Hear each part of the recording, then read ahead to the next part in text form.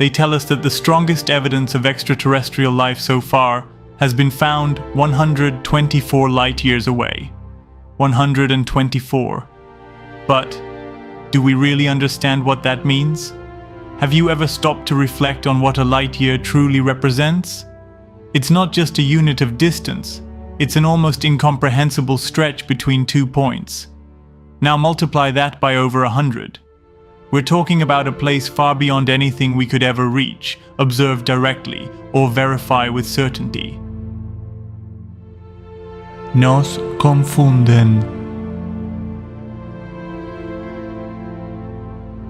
And yet, with a confidence that borders on the absurd, they claim to have found signs of life.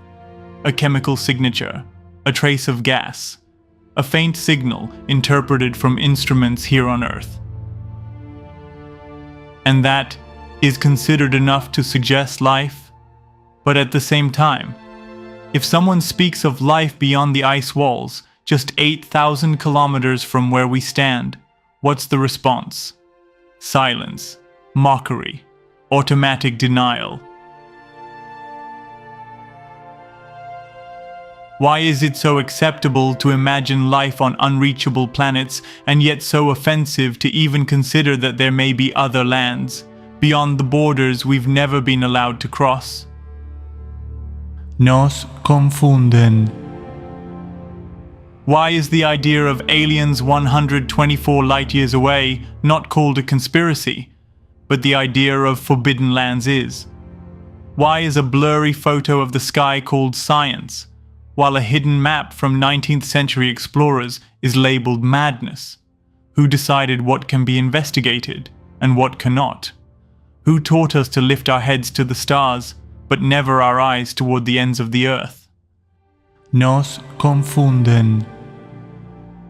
The official narrative asks us to believe in intelligent life at distances no human will ever verify, but calls us crazy if we believe that hidden civilizations exist behind an invisible barrier, one no one has been allowed to cross. So, welcome to the madness on this side of the walls.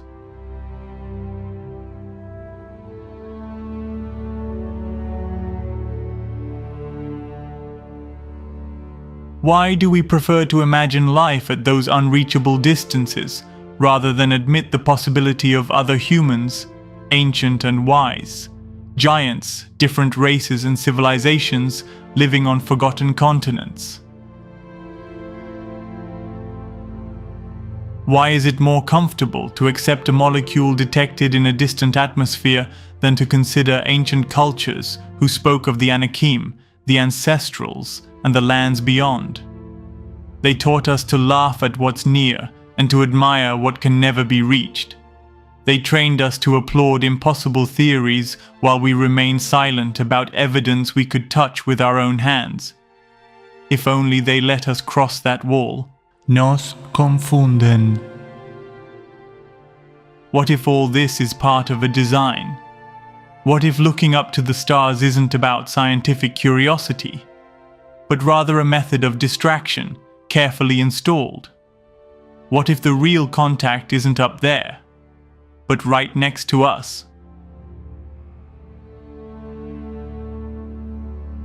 What if those who seek to maintain control have known this for centuries? Maybe it's not about finding life, maybe it's about not finding the truth, because finding the truth would mean dismantling the official story, rewriting everything, accepting that we are not a random accident floating in a meaningless void, but part of a much greater, deeper, and intentional creation. Nos confunden.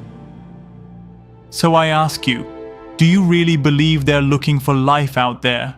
Or are they just making sure we never discover it here, all around us? Do you truly believe these headlines about distant exoplanets bring hope? Or are they just reinforcing the myth that we are alone, and that all we can do is keep looking up? Meanwhile, we still don't know what lies beyond Antarctica. We still can't cross the boundary that surrounds our known lands. And we still avoid asking the most important question: why?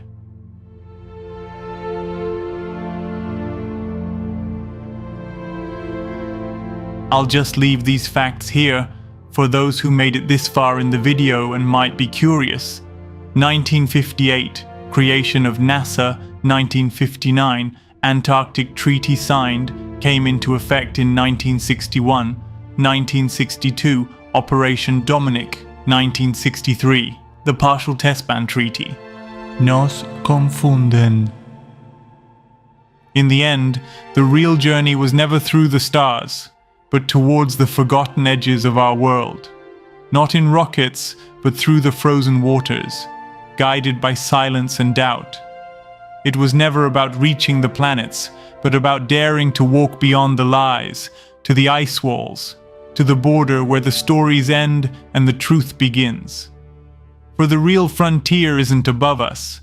It's where the maps go blank, where the wind speaks in forgotten tongues, and the cold reminds us that something sacred has been hidden.